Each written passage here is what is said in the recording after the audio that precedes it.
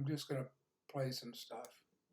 That's what it's Okay, everybody, here we go. Are you ready? It's I Gregory really Manley. hope I don't have a freaking meltdown. I already feel it.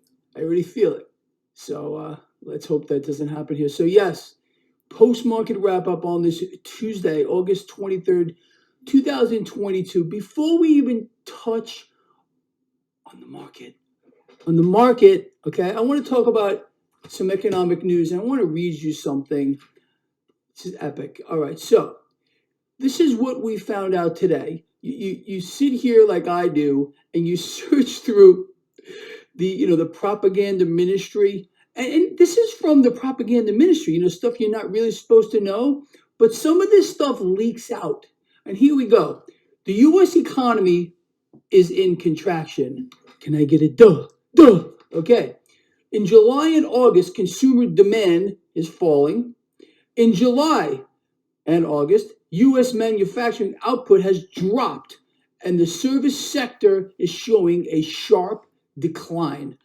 Wow. Oh, who would have imagined any of that? I thought our economy is booming. And as a matter of fact, I thought we had zero inflation because that's what the president said. He must be right because the president wouldn't lie, would he? Let me read this to you.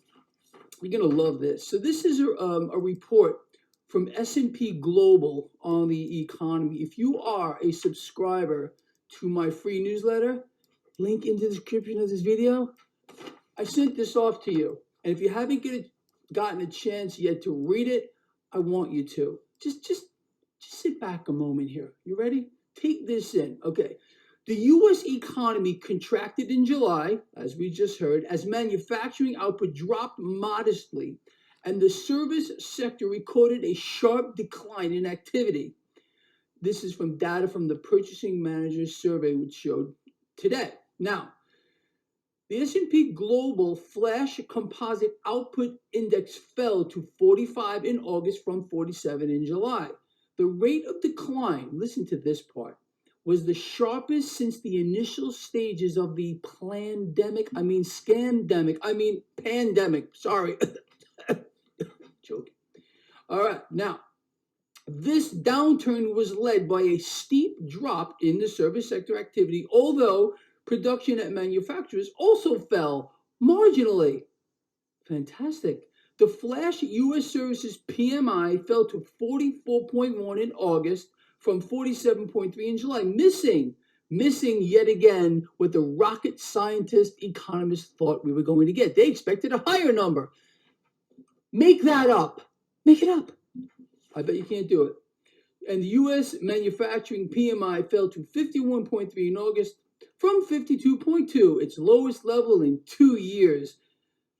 Make any of this stuff up, people. You really can't do it. But again, you and me, we're way ahead of the curve. You see, we realized all this is going to happen. And let me tell you something else in case you don't know. You think this is bad? You haven't seen anything yet. And I mean that.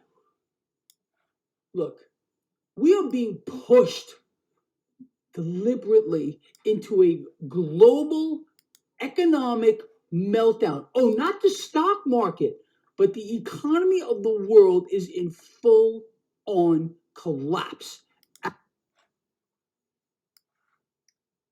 Yeah, that's true. I mean, I've been saying that this for the last couple of years and before. What Manarino's saying, you can keep pushing money into the U.S. economy, but it's being done deliberately to cause inflation and hyperinflation, and it's to wipe out the entire middle class. It's going to go up and up and up, and then the interest rates will go up on housing. And what cost a $1,200 payment a year ago will be a $2,200 payment now if you buy a house because of the appreciation in the value of houses and because of the interest rates going up. Yeah, and people are bailing out, and the contraction that's going on is simply because people aren't creditworthy anymore.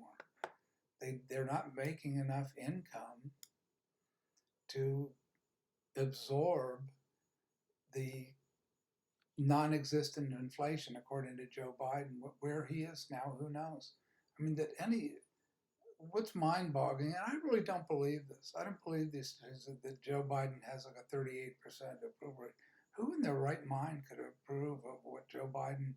It's not just what he's done to the economy. It's what he did in Afghanistan and turning over all of these weapons. And say it wasn't Biden's fault, or it wasn't.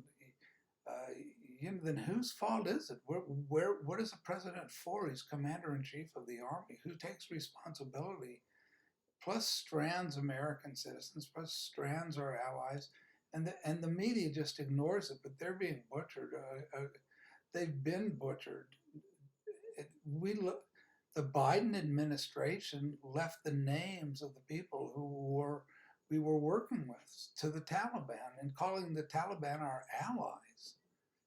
This is grotesque. It's nightmarish because the media just doesn't report on it. They can report a completely false narrative. Everybody who has a functioning brain cell is well aware that the United States government under Joe Biden and Obama and the left and the Democrats are not the socialist friends of the people, including the black nationalist groups, the African Socialist Party, as they call themselves, who were just arrested in Florida, right? Let's listen to some of that. I mean, this is how schizophrenic the country is. Like, you have leftists like Bernie Sanders and AOC who are pro-communist. I mean, Sanders has always been a communist, pro-Sandinista, pro-Castro, has his wedding in Moscow. He thinks communism is the best. So Hillary calls him insane, which he is. His economic program, it's not an economic program. They're not going to redistribute. What do they redistribute? When are you going to get your check? Oh, yes. Well, who's going to give you the check? Oh, you are, because it's your tax money. So we'll just print more dollars, and that's how socialism will work.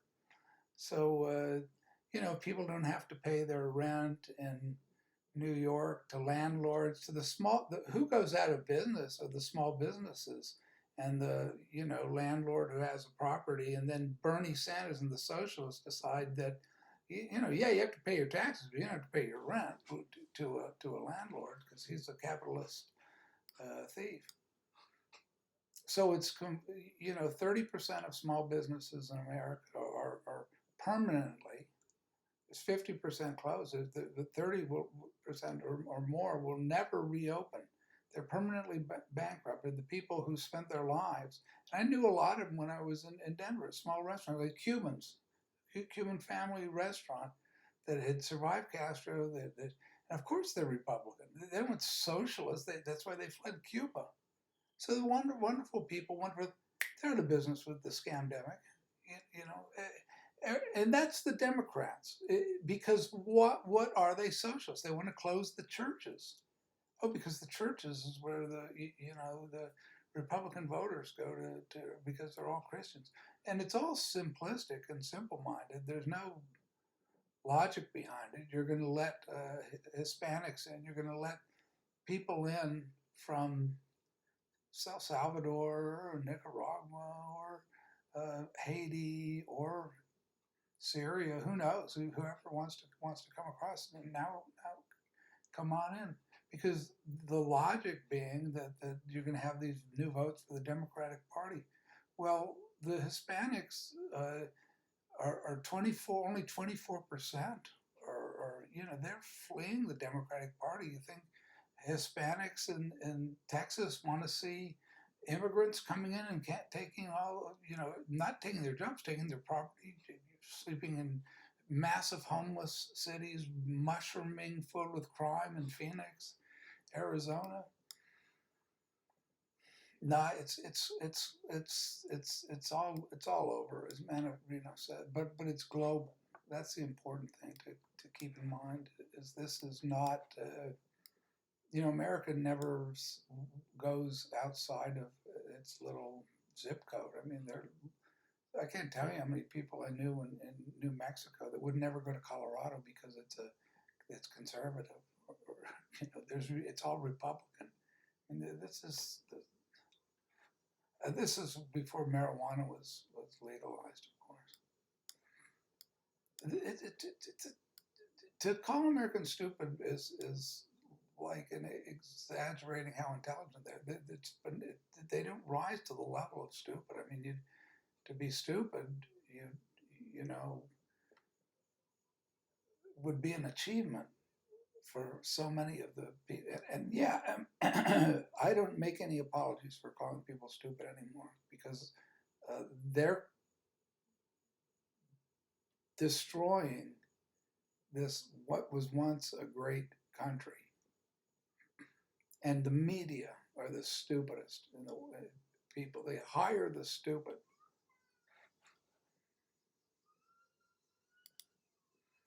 Dishonesty and lies is where you get stupid people. They choose to be stupid. They choose not to educate themselves. They choose to just gossip and gossip and gossip and eat and party and smoke pot and, think that they're geniuses. They're musical geniuses. They're artistic geniuses. And they don't bother to think through anything that a politician is saying. They say, oh yeah, well, I'm going to get this, I'm going to get that, I'm going to get the other thing. They've always, like we're going to get universal health care. How many administrations of Democrats have promised universal health care when they hold control of both, just like now? Where's the universal health care? There's not going to ever be anything but increased taxation, because they've hired 87,000 or so new IRS agents who are armed with weapons to go out, and they've exempted themselves from being audited. So who's going to be audited is the middle classes. They're completely destroyed, because now that this totalitarian New World Order state that's represented by the multimillionaire permanent congressional party that never, how long, these are like politicians for life. Newt Gingrich talks about term limits. We're going to term, bullshit. It's all bullshit. I'm so tired of the politics. And here's what it's gotten to, is this Black Liberation Party, right? The African People's Socialist Party, are getting funded by the Russians. Who else? I mean, the left is funded by George Soros, the New World Order George Soros, or the Russians. They want to see America destroyed. America's obliging them. They want to see America split into, gender versus gender and ethnic versus ethnic. And they don't want Jesus Christ, or they want some bizarre, phony Christ that says anything goes, do whatever you want, and God loves you, and you're so wonderful anyway. So there's no moral law, there's no restraint or restrictions on behavior, because you don't want a fascist God like that. Oh, well, Donald Trump's a fascist because he's a Christian.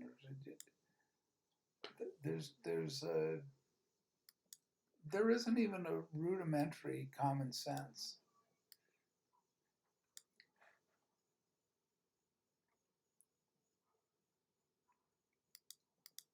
We will not refuse to engage with others around the world who want to see this system go. We will not refuse that. That's what I'll say about that. If you are working with the Russian government, we're not concerned at all that the U.S. is working with every colonial government in the world, and nobody is saying a damn thing about what the U.S. is doing in Africa. what they don't raid the homes and ask white people any questions after they come back from Israel, where they're murdering Palestinian people every single day. They don't flash bomb their homes. They don't send the police there, even though they went into international waters in a place where they are killing Palestinians on a daily basis. Nobody is asking them any questions about their affiliation. The U.S. is affiliated with all the undemocratic forces around the world attempting to oppress African and other colonized people. Why not register as a foreign agent? Why would we register as a foreign agent? We recognize that this is an illegitimate settler colony, that the only foreigners here are Europeans themselves. That's Rachel Maddow, isn't it? Isn't that MSNBC talking? Isn't that Bernie Sanders talking? That's who was just elected. This is the Florida Uhuru leader defends Russia. Bashes colonial powers after FBI raided them because they're getting money from Lavrov. They're getting money from Putin. Where's this story? It's not in the national press. This is buried at a local. I find these stories at little local news because then you'd know who NPR is, who the New York Times is, who the Washington Post is. They want to foment violence. They wanted, the lockdowns, the COVID lockdowns. They want Molotov. Why? Because you're destroying all the small businesses. You're putting the middle class. This is how corporations make their, or up at the 1%. They're smart. They're run by Satan. Satan's really smart. These people are serious, just like the Black Panthers were serious. Except back then, the Black Panthers were kept in check by law and order.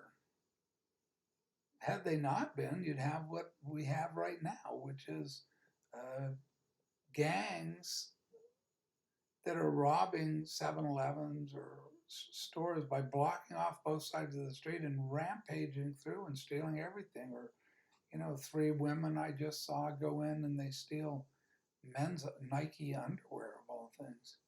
Not it's bizarre and strange, but like I say, it'll go from that to beating somebody to death with a bat or a club, or a guy shooting to death a black gangbanger who comes in and is seen as a hero.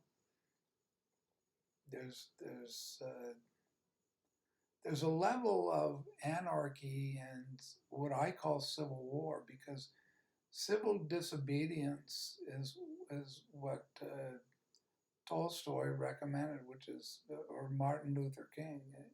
When you move beyond, into violent insurrection, you're in a civil war. The Vietnam War period was a period of civil war. This is in Vietnam,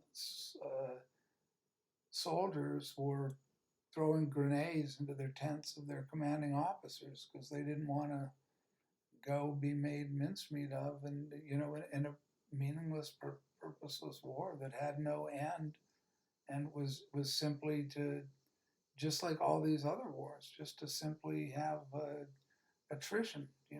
That's how the Civil War was fought. We're fighting every war now, just how the North fought the Civil War, which they had endless. They had more men than the South had, so all they had to do was grind them down, lose 23,000 in a 2-day battle in Antietam, something like that. I mean, just absolute slaughter. And Pickett's charge, where you wipe out a whole cavalry charge where they run into artillery shells, just shredding people. World War I was the same thing. It's just this kind of mindless slaughter, and that's what the banking class does.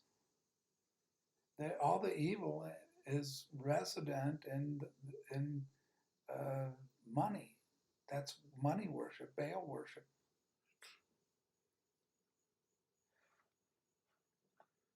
I don't know. I feel like I'm exhausted by it, because there's a spirit at work, which is this spirit of Antichrist. That's it's just coming out of, if I turn on my Instagram phone, maybe a year ago, you would just have a lot of people that make their art, they're pretty harmless, they're posting their, pictures of their food. Now, if I look at it, it's all sex. It's like, and it's all Democratic candidates. This isn't, we're not affiliated with Instagram, except, here's all the bots, saying, oh, we got to get Trump, we got to stop Trump, he's an evil fascist. And nobody, it wasn't politicized a year ago. I mean, people, yeah, people were because that's what the arts are. They're always Democrat, and I was always a Democrat up until the point that the Democrats became the war party, invading one country after the next, and then I stopped being a Democrat. And I didn't become a Republican. I just stopped being having anything to do with politics because I'm a Christian, like this guy, and a real Christian, like the old-timey Christians, not this New Age Christians, and not this political Christians, and not the speaking in tongues and nut job Christians. So there are other Christians that are not the Oprah Winfrey Christians or whatever you want to call them. Like Jeremiah, David Wilkerson. I'm going to play this just because he's a better speaker than I am by 1,000. David Wilkerson.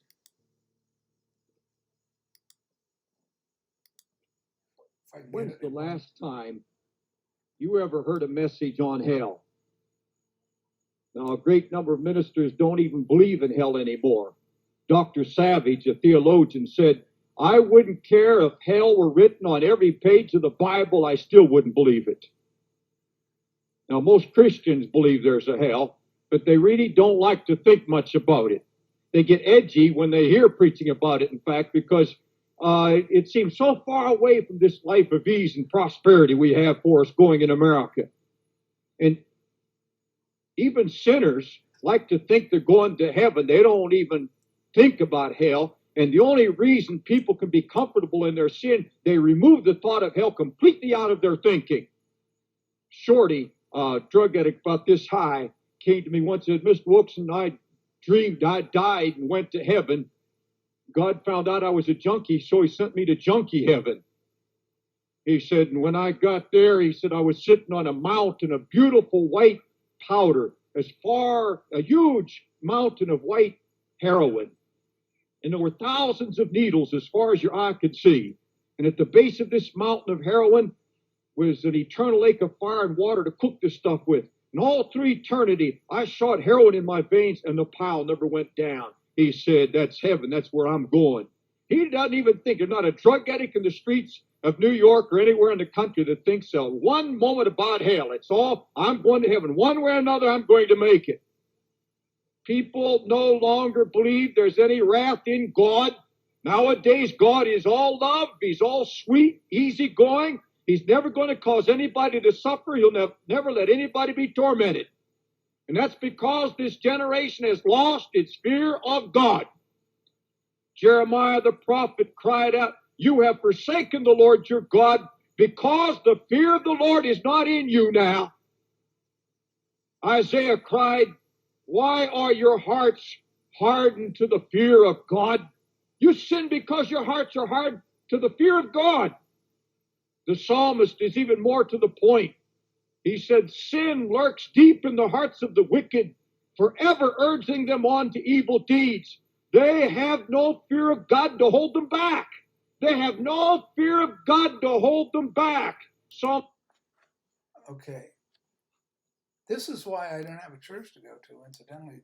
I've never heard in my life a sermon like this.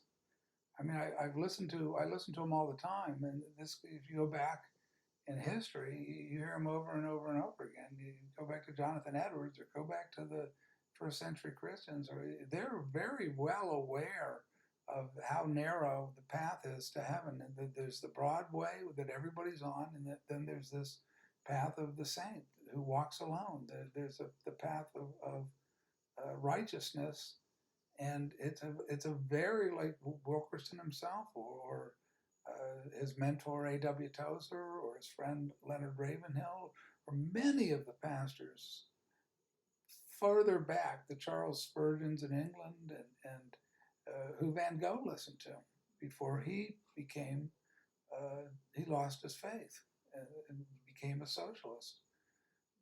And he went downhill, and he went down into madness along with syphilis. And people keep this nonsense about, oh, he's insane, and it's just, the insanity comes from the falling into the deepest pit of hell and into Satan's clutches. That's what the decadents are. That's what you see in the 27 Club. Jim Morrison was no more insane than I am. I have Asperger's syndrome. Jim Morrison had Asperger's syndrome. I was just as insane in Morrison. I just didn't push it past the point that he did, where he completely was possessed by demons. I was possessed, but at a low level. So I know good and well what the demons are real. I know good and well that hell is real. I think if you've had the experience, you know the reality. And if that's why so many people that in the Christian churches don't go near God, because they don't go near Satan. If you're going to God, you're going to have Satan fighting you every step of the way. If you're not, then he's fine. Then you're fine. Satan's not going to bother you. He's already got you. You just go and do your little service the rest of the time. You have a vacation, and you enjoy your meals, and just like Wilkerson said, so many people think they're going to heaven. I don't know why, since they have the most, it's called lukewarm, the most lukewarm people, and that's who God, in the book of Revelation, the church of Laodicea, God spits them out, he vomits them out of his mouth. They're nauseating to God. They're a stench in God's nostrils. People that it's like this counterfeit Christianity, it's this play acting. Those are the hypocrites. Anyway, this is something that I read today too. There's this notion too about Christian persecution. Like the Jews are so persecuted, the Holocaust. Everybody's anti-Semitic, but nobody's anti-Christian. There's no persecution of Christians. It's just this terrible crimes of Adolf Hitler. Well, how about the Bolsheviks, and many of whom were Jews, right? The Trotskyites. Marx wanted to kill all the Christians. Trotsky wanted to kill all the Christians, send them to the Gulag with Solzhenitsyn. So where the Romanovs were killed by Jews, right? That's a known fact if you dig down and find out that they were sexually molested and desecrated, their corpses, and that's why they were buried, and that's why they never admitted that anything had happened to the Romanovs. And Anastasia. And why were they screaming? They were bayoneted and raped and desecrated, because that is what you say, oh, well, no, the Jews are good people. They didn't ever do anything evil like that. Only the Christians do it. Only the Hitlers do it. Only the Mussolinis do it. Everybody does it.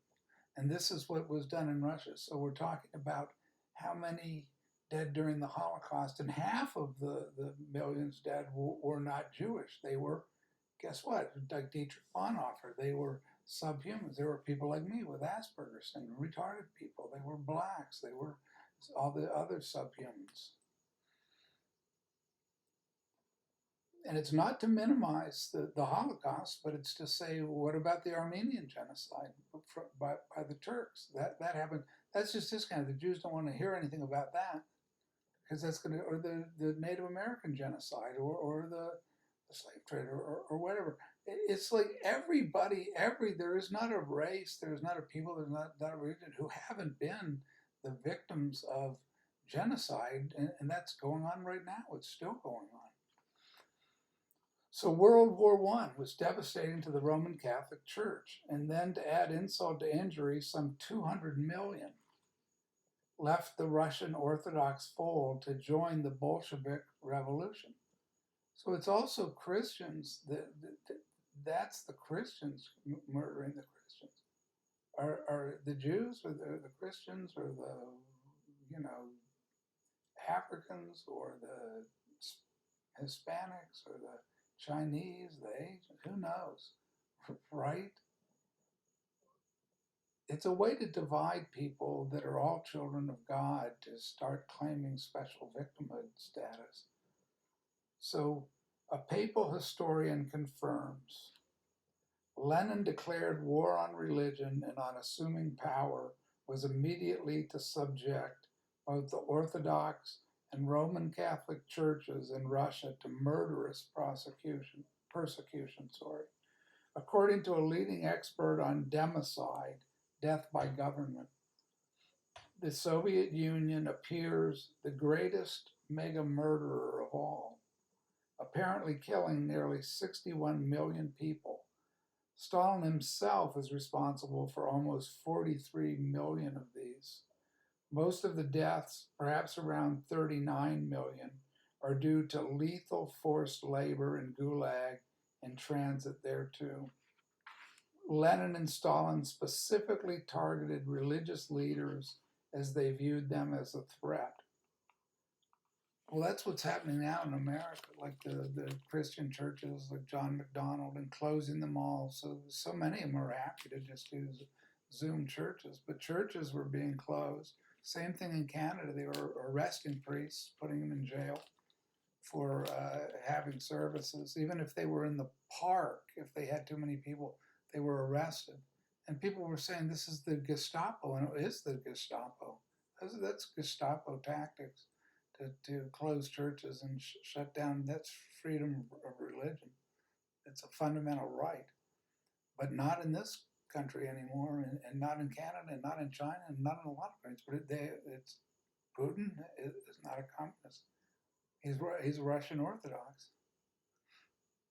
He doesn't want Western values. I mean, that's part of. He's not Lenin. He's not. You want evil Stalin. You want evil. You know, millions and millions and millions of people sent off to forced labor camps where they died, and read Solzhenitsyn, the Gulag Archipelago. And Solzhenitsyn knew very well where the West was headed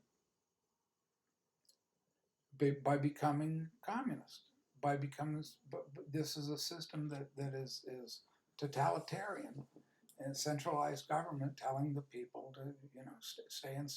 We're going to have lockdowns. We're going to have a military dictatorship, and the people, the religious leaders, the Christians are an impediment to that. So this is it's not accidental. And we are in a period where this persecution is coming here of Christians like myself and others. I've already faced it. And a lot of the persecution is slander and unjust charges based on people stereotyping others, stereotyping Christians or older white males as slave owners, or I'm a slave owner. But the children are gonna believe it. It's okay if you're a young white male, because you're part of the revolution, and you don't have any money, and you're sleeping in a tent or whatever. But if you're an old white male and you worked all your life, the minute somebody makes these charges against you, everybody believes it because they've been programmed to believe it. And that's when you have a totalitarian state. That's when you have police informers. Your kids inform on their parents. Kids inform on their teachers. That's why this is like the Cultural Revolution under Mao. You have the children telling their teachers what names they'll be used, and to get up and start calling them fascists and reporting them to the authorities. And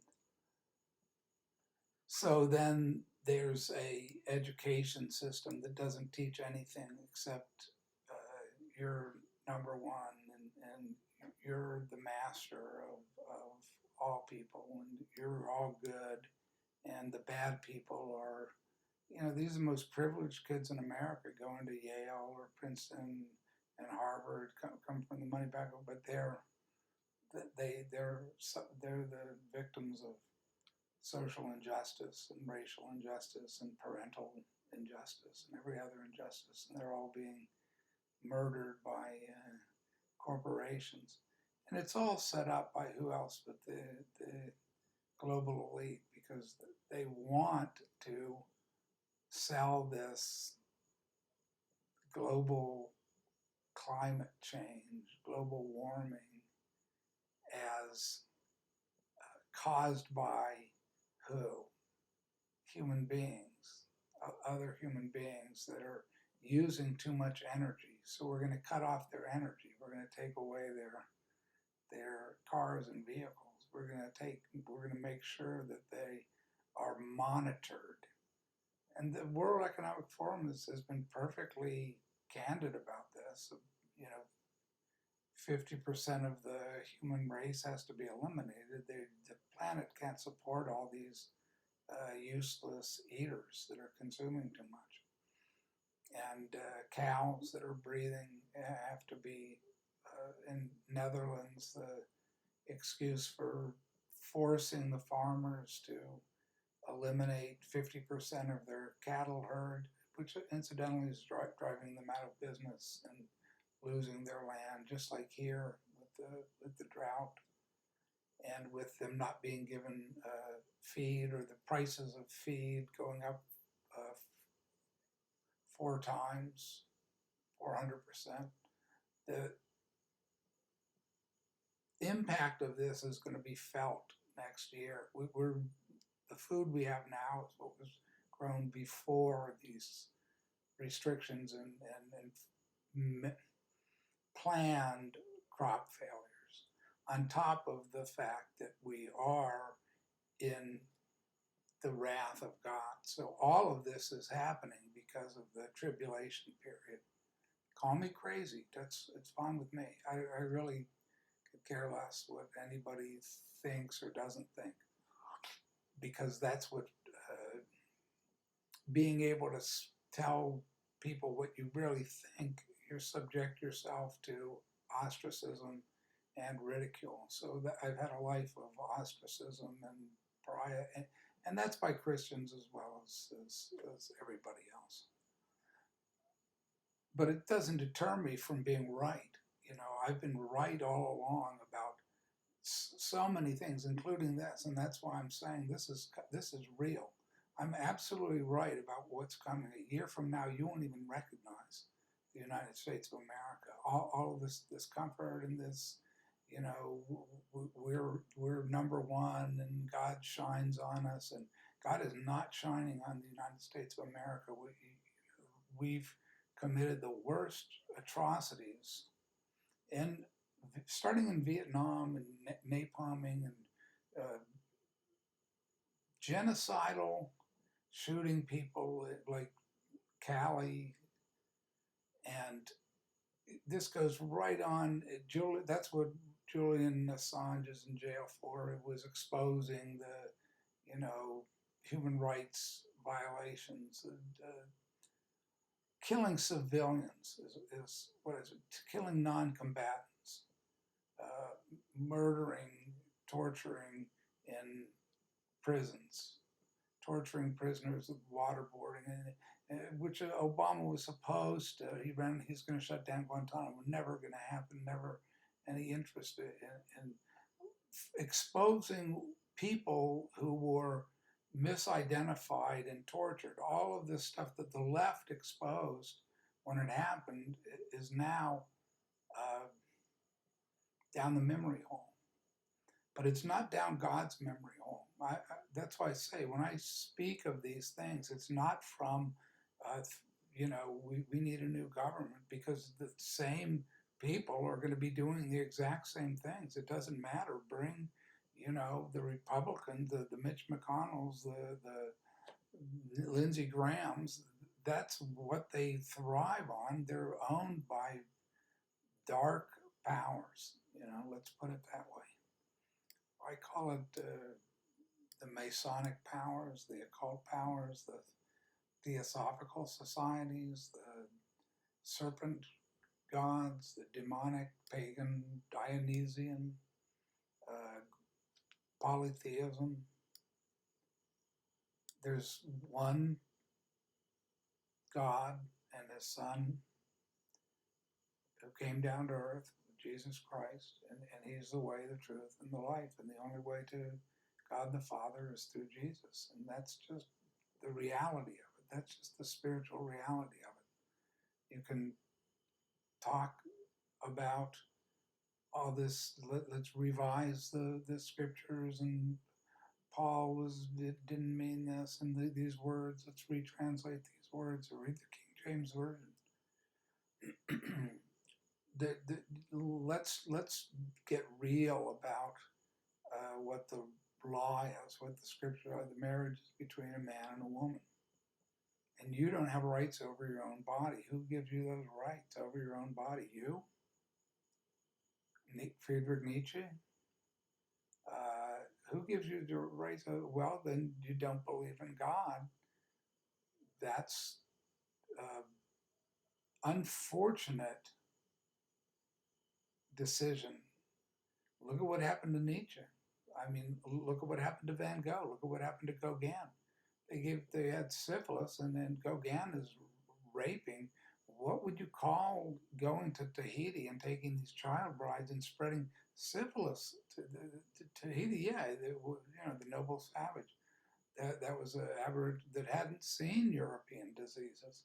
So the whole island is ravaged by this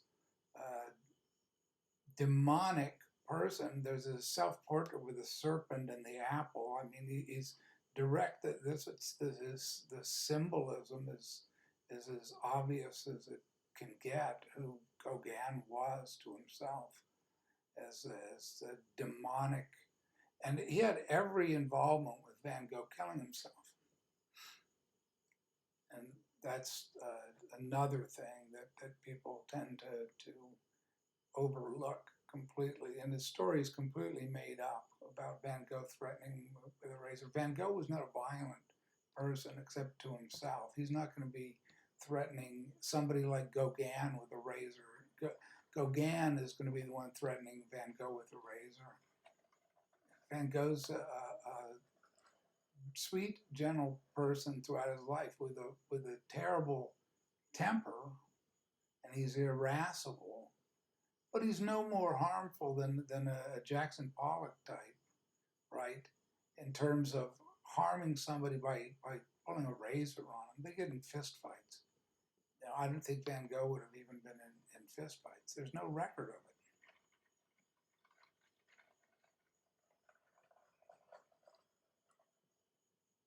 That's my belief anyway. I don't know how I got off on Van Gogh. But I think about this kind of stuff all the time because of the connection I have with Van Gogh with Asperger's syndrome. So that's a primary characteristic of my psyche or psychology is having autism, having high functioning autism. So it's my relationship to a lot of these, to a Carl Jung or Orwell or other Kafka or Lewis Carroll or other people that have that Emperor's New Clothes, Hans Christian Andersen, that see through the Emperor's New Clothes, that look and say this is a complete deception. What are these people seeing? This is art. What you're eating a hot dog and you spit it back out, and that's your art, or you shake your bum in front of the public, or drop a turd filled with paint out of a balloon out of your ass. This is some of the arts I'm describing. Art projects. There's a woman that has balloons filled with paint stuffed up her ass, and she shoots them out of her butt. And it's let's make the most degrading, stupidest stunts, but it's going to be eye catching, and the Village Voice and the National Endowment of the Arts are going to rave about it. When I first came to New York, I moved from Chicago. I wanted to see in the early '80s. Well, this is where all the excitement is going on. That first year, the National Endowment of the Arts gave the award to Karen Finley, was one of them. Piss Christ is another. Andre Serrano, who also photographs corpses, you know, and necrophilia, anybody, or death obsession, anybody. Piss Christ and necrophilic. Those are big themes, you know, death and thanatos and bondage and domination and torture and whips and vinyl and leather jackets and all this stuff, punk nihilism. So the woman's name's Karen Finley. She gets National Endowment of the Arts Award that year for stuffing yams up my ass. And that's not metaphorical. Her performance was to stuff yams up her ass. And she follows that up with a pornographic Winnie the Pooh. I don't know who can even, you know. And that's New York. That's the height. That's the height of American culture. The highest award in the arts goes to total garbage, and nobody says a word about it. They can't be more excited. The avant-gardists can't be more excited by, I don't know, Jeff Koons masturbating on his porn star wife, who's in the Italian parliament. She's in Italian parliament, Ciccolina, right, is a porn star. And that's one of the first shows I saw. It was at Sonnabend Gallery. That's Castelli's relationship, his wife, maybe. Big glossy photo. There he is with an erection. There he is. There's the cum on her behind, and that's it just gets, it doesn't get any better than that. I mean, you know, and Koons is of course the number one artist. Well, that's the joke that Duchamp has. That's it. And Duchamp's a Mason, occultist, a Kabbalah. It all comes from the same source, which is satanic. And all of this, everything Duchamp said was a lie. Oh, I'm not interested in money. And he marries Matisse's wife. He's the biggest millionaire. You know, he never works a day in his life. Oh, I'm just a humble librarian, you know, an intellectual. Of course, he wasn't working. He was never working. He stopped making art. He was never making art. The guy, the laziest dildo in the world. Oh, he's a brilliant mind. He plays chess with a woman, a topless woman, another brilliant chess move. Best pals with Andy Warhol. He's the one who put Peggy Guggenheim up to promoting Pollock. It's all to destroy Western culture. It's all anti-Christian. It's anti-Christian, anti-Christ. Freemasonry is deification of gods. The George Washington is deified on the fresco on the ceiling of the Capitol dome in Washington, and the phallus is the obelisks, and it goes back to Egyptian religion. And the first big show, of course, in the National Gallery of Art that set the whole tone for this madness of advertising shows. Before this King Tut show, set by Tom Hoven, nobody was in the National Gallery of Art. The American people could care less about art. They never cared about it. They never will care about it. They don't care about it now. What they want is a big show. I used to drive in the evening to the National Gallery because I grew up in Northern Virginia. In the evening, you could park your car in front of it, and there wouldn't be 10 cars. There wouldn't be 15 cars. You know, in the evening, you go into the National Gallery, it'd be absolutely empty. King Tut show, it's all advertised. Oh, did you go to the King Tut show? Well, that's the Egyptian religion. That's replaced, because the other is like Rembrandt, that's Christianity. We're done with that. You know, we want magic. Oh, magic woman, black magic woman, got to change her evil ways, baby. Santeria, you know, and every voodoo, Haitian voodoo, Dr. John the Night Tripper. It's Satan. It's Satanism. And it's all through the Christian churches, and you know, I can't tell you how many Messianic Jews are Satanists. Everyone I met was. Let's put it that way. Everyone I met was, because what I call a Satanist is somebody that talks, and doesn't believe anything. They go this way, they go that way. That's lukewarm, and that's lies after lie after lie after lie after lie, and that's how you can recognize a Satanist, because Satanists are the prince of lies. Maybe they all aren't. I don't know. I'm just saying of the half dozen that I know, and that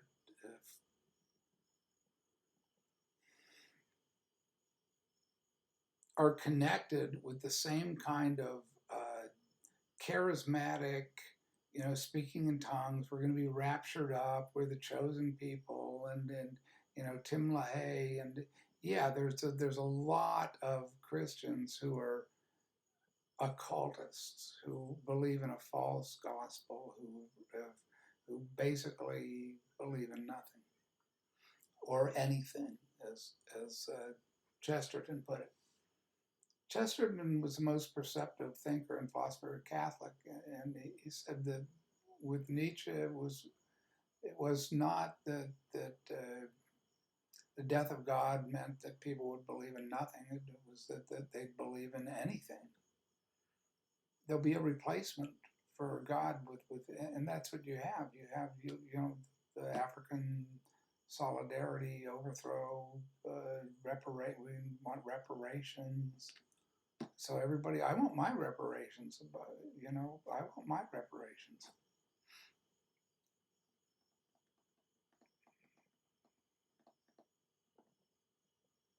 Reparations. I mean, what does it even mean to say, look, you've got a college education.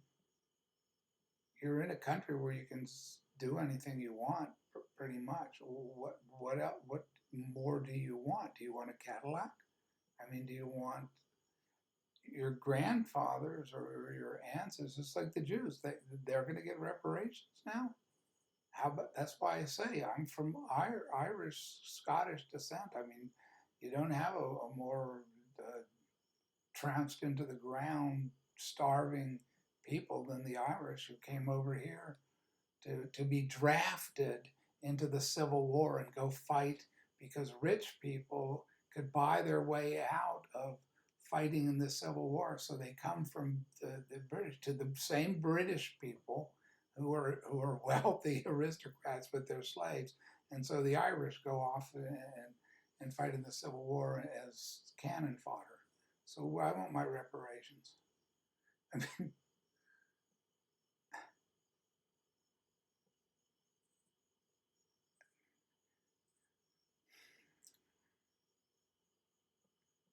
I would like to like have a rational discussion one day with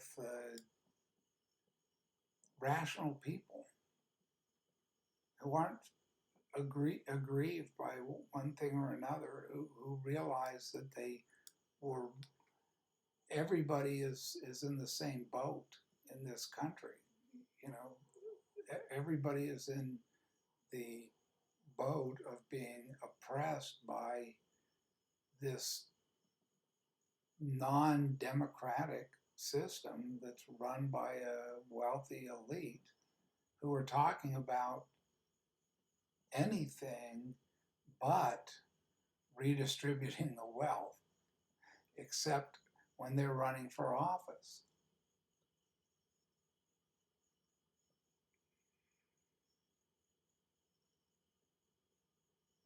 I don't think that it's going to happen.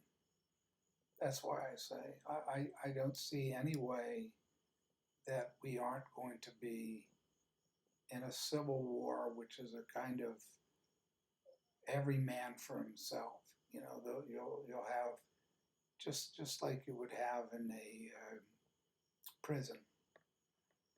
You know, it'll be a civil war that resembles San Quentin or something. You know, there'll be Irish, Catholic, or white supremacists, or racial, ethnic identification, and then you'll have Hispanic gangs, and then you'll have black gangs, and Korean gangs, and Yakuza, and, you know, suicide girls, and what have you. Because once the legal system breaks down and people no longer trust government, because there's no the government's not trustworthy. You get these promises over and over and over again, and there's no intention to reform the system. There's no intention whatsoever to do anything except protect corporate wealth. They can only get into office. Trump was the anomaly. You know, Trump was really the one anomaly in American history, and that's why neither the Republicans nor the Democrats were going to allow him to stay in there, because he performed what God put him there for. What he performed was to expose the absolute hypocrisy and of the system itself. And he did a good job of that, because you saw that it revealed itself for what it was to anybody really paying attention, to anybody that isn't buying into Trump's evil, Putin, until Putin comes in, Putin's evil. Oh, Trump and Putin are the same. And, no, Bernie Sanders and Putin are the same, in the sense that there's this insanity of kleptocracy and dictatorship that runs along the lines of communist rhetoric, which Trump doesn't have. He's a capitalist.